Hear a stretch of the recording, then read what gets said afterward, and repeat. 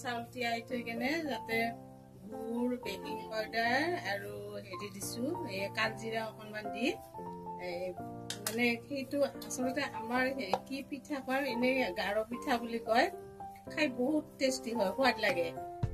ভাবিলো মই এহাত দুটা আমাৰ বাবু মাইনাকক বনাই খুৱাওঁ আপোনালোকে বনাই কেনে এনেকে খাবচোন বহুত ভাল পাব খাই কেনে মই 1 ঘণ্টামান আগত এনেকে মাৰি কেনে ঢাকনি মাৰি থৈ দিছিলো এতিয়া মই বনাব ওলাইছো এটা মই দেখাই দিছো কেনেকে বনাই এনেকে দীঘলকে লৈ এনেকে দিব দি পিছত ৰিফাইন তেলত ভাজিব এয়া মই ভাজি আছো আপোনালোকে চাওকচোন